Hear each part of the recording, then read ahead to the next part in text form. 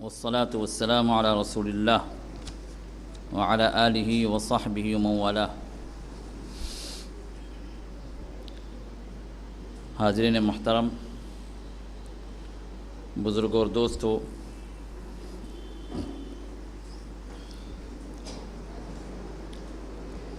کل کے درس میں آپ کے سامنے اولاد کے سلسلے میں شریعت اسلامیہ نے جو حقوق بتلائے ہیں ان کا ذکر شروع ہوا۔ کچھ باتیں آپ کے سامنے رکھی گئیں اور بقیہ باتیں انشاءاللہ آج کی اس مجلس میں ہم مکمل کریں گے۔ تو جو باتیں ہمارے سامنے آ چکی ہیں وہ یہ کہ اولاد در حقیقت اللہ کی طرف سے ایک بہت بڑی دولت ہے، بہت بڑی نعمت ہے، اور اس نعمت کی حقیقت میں قدر وہی بندہ کر سکتا ہے جو اس نعمت سے محروم ہو گیا۔ در حقیقت جہاں پر یہ بہت بڑی نعمت ہیں وہیں پر یہ بہت بڑی والدین کے ذمے امانت بھی ہیں، اور اس امانت کی پاسداری کے لیے یہ امانت ہم کیسے اپنے پاس رکھیں، اس کے لیے شریعت نے کچھ اصول بتلائے، ان کے کچھ حقوق بتلائے۔ تو جو آدمی ان حقوق کی پاسداری کرے گا اور اسی تعلیم کی روشنی میں ان بچوں کو پروان چڑھائے تو در حقیقت وہی آدمی کامیاب ہے، اور اسی نے ان کا حق ادا کیا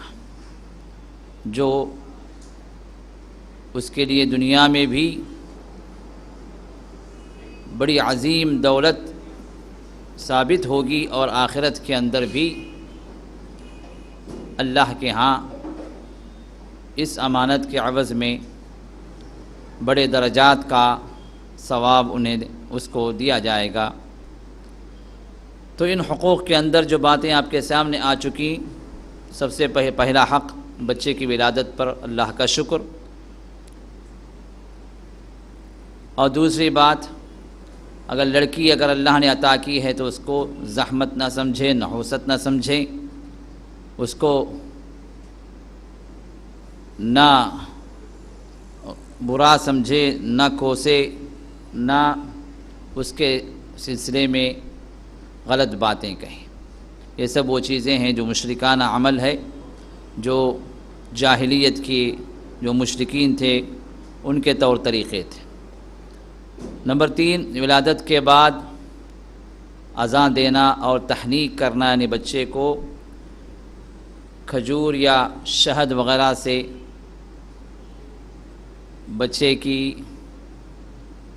بچے کے منہ میں وہ پہلی چیز جائے، اس کا اہتمام کیا جائے، جس کا طریقہ میں نے کل آپ کے سامنے ذکر کیا۔ اور چوتھی بات، نام اگر پیدا ہوتے ہی نہ رکھا گیا ہو تو 7ویں دن رکھ دیا جائے، اور نام جب رکھے جائیں تو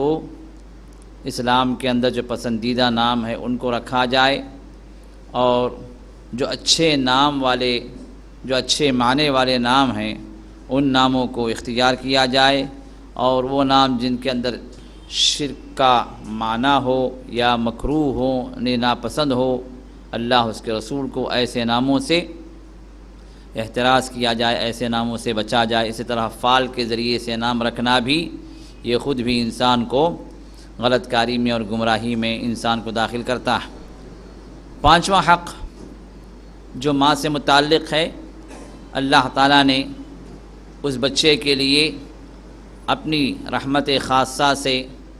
اس ماں کی چھاتیوں میں دودھ کا انتظام یہ اللہ کی قدرت کی طرف سے ہے، تو یہ نعمت بچے کو مکمل دی جائے، اور 2 سال تک ماں کو حکم دیا گیا کہ وہ بچے کو دودھ پلائے، تو ممکن حد تک ماں اس بات کی کوشش کرے اور اس کام سے جو اللہ نے اس کے ذمے لگایا ہے بڑا ہی اجر و ثواب کا کام ہے، اس کو ماں اس حق سے بچے کو محروم نہ کرے۔ چھٹی بات، 7ویں دن بچے کا عقیقہ کیا جائے، اور عقیقے کے اندر 3 کام ہیں۔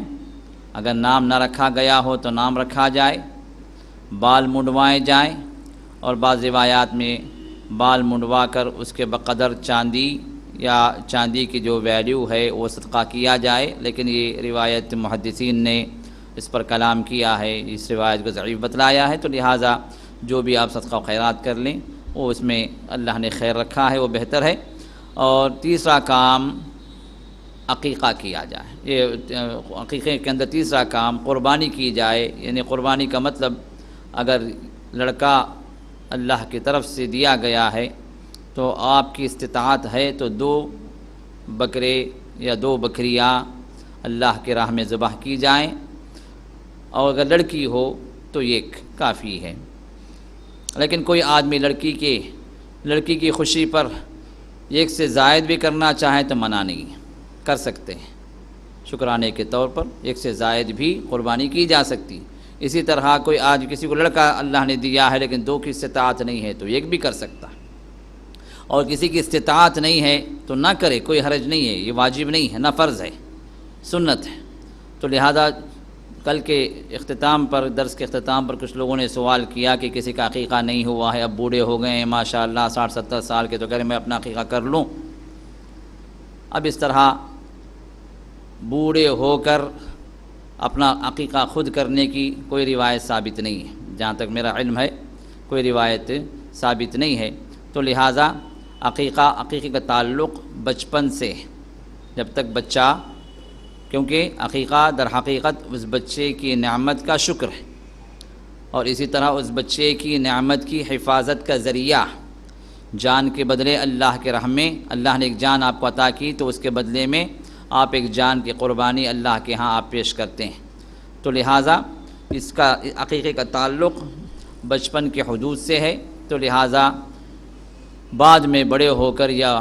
بوڑھے ہو کر عقیقہ کرنے کا کوئی ثبوت نہیں۔ اگر نہیں کیا گیا ہے تو کوئی حرج نہیں ہے، اللہ نہیں پوچھے گا کیوں نہیں کیا گیا، لیکن کرنے میں فضیلت ہے، اور کرنے کی صورت میں بہت سارے فائدے ہیں جس طرح بیان کیا گیا۔ 7ویں بات، اگر ممکن ہو تو 7ویں دن ہی ختنہ بھی کر دی جائے، ورنہ اجازت کے لحاظ سے 7ویں دن سے پہلے بھی کر سکتے ہیں، بچہ پیدا ہونے کی اسی وقت بھی کر دے سکتے ہیں، جس طرح ہمارے پاس سعودی عرب کے اندر بعض ہسپتالوں کے اندر بچے کی ولادت کے ساتھ ہی ختنہ بھی کر دی جاتی ہے، تو 7 دن تک سوکھ بھی جاتا ہے، پہلے بھی کر سکتے ہیں اور بعد بھی کیا جا سکتا ہے، 1-2 سال کے اندر بھی آپ کر لیں، کوئی حرج نہیں۔ لیکن بعض لوگ جو بہت ہی تاخیر جو کرتے ہیں وہ بھی شرعی اعتبار سے غلط ہے، جس طرح جو 10 سال 12 سال بچے کے ہو گئے اور اب جو ختنہ کے لے کے نکل رہے ہیں، یہ چیزیں جو ہے مناسب نہیں ہے، کیونکہ اس میں بے شرمی بھی ہے، شرمگاہ کا کھولنا بھی ہے دوسروں کے سامنے، اور اس طرح ایک اعتبار سے شرعی بہت ساری خامیاں اس کے اندر موجود ہیں۔ 8ویں بات، جہاں تک ہو سکے غیر شرعی جو بدعات ہیں یا غیر شرعی جو امور ہیں جو ہم نے ہندوؤں سے سیکھ لیا ہے یا ہندوؤں کے عادات و اطوار کو ہم نے اپنا لیا ہے، تو ایسے تمام کاموں سے اپنے آپ کو بچائیں، کیونکہ ولادت کے اوپر لوگ جو ہے کوئی چھٹی مناتا ہے تو کوئی چلہ مناتا ہے، اور اسی طرح جو ہے بچے پر سے صدقے اتارنا یا کالی ڈوری ڈال دینا بچے کے گلے میں یا کمر میں، یا لال پیلا پانی اتار کے پھینکنا، یا مرغی اتار کے جو چھوڑ دینا، یا کسی کے بچے کے نام پر جو کسی درگاہ پہ جو ہے کوئی بکرا وکرا لے کے چھوڑ دینا، یہ سب وہ چیزیں ہیں جو مشرکانہ رسمیں ہیں جو اسلام کے خلاف ہیں۔ اسی طرح بعض جاہلی باتیں بھی لوگ رکھے ہوئے ہیں، جس طرح بچے کو جو ہے ٹوکری میں ڈال کے ہلانا یا پالنے میں ڈال کے جھلانا، اس عقیدے سے کہ بچے کی اس میں حفاظت ہو جاتی ہے، یا بچے کی جو ماں ہے اس کے سرہانے چھری رکھ دینا یا کوئی لوہے کی چیز رکھ دینا اس کی حفاظت کے اعتقاد سے، یا امام ضامن باندھ دینا بچے کو یا بچے کی ماں کو، تو یہ سب وہ چیزیں ہیں جو در حقیقت نحوست کے عقیدے کے اعتبار سے لوگ کرتے ہیں، یا ہے کہ غیر اللہ کے ساتھ ان کی امیدیں وابستہ کر کے لوگ اس طرح کے اعمال انجام دیتے ہیں، یہ سب چیزیں غلط ہیں، شریعت کے خلاف ہیں، اور بعض چیزیں انسان کو شرک میں بھی داخل کر دیتی ہیں۔ اسی طرح رسمیں جو کی جاتی ہیں چلے پر یا ختنے پر، یا ہے کہ بسم اللہ خوانی جو مکتب کے نام پہ لوگ جو ہے جو کرواتے ہیں، یا لڑکی کی بلوغت پر لوگ جو ہے رسمیں جو مناتے ہیں، یا ہے کہ دعوتیں جو کھلاتے ہیں، یہ سب وہ چیزیں ہیں جو تقریباً ہندوؤں سے ہم نے لی ہیں۔ تو ان تمام چیزوں سے اپنے آپ کو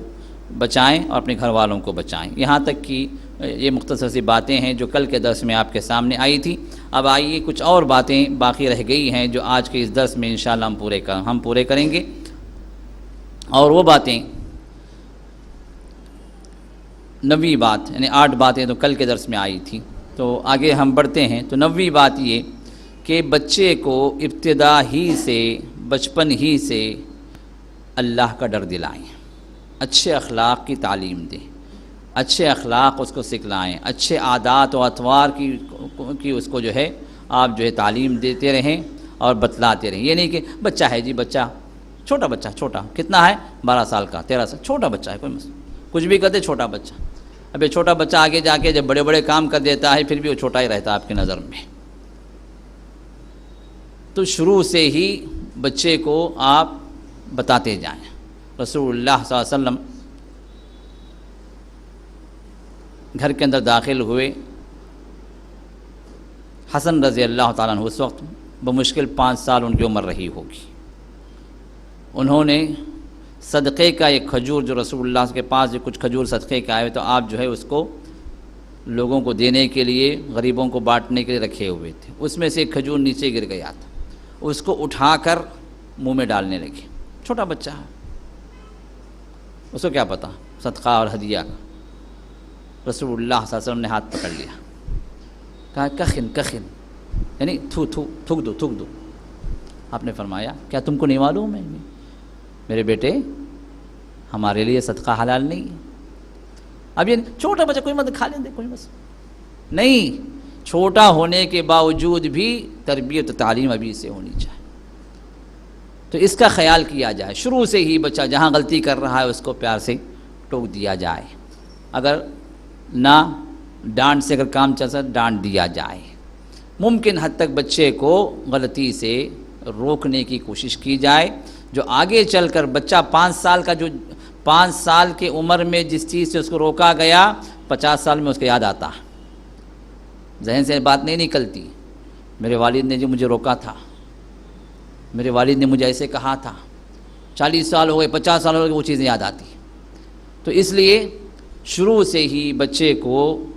ان تمام غلط باتوں سے آپ روکتے چلے جائیں، پیار کے ساتھ، محبت کے ساتھ اور نرمی کے ساتھ آپ اس کو سمجھاتے چلے جائیں۔ اندیکھی چیزوں سے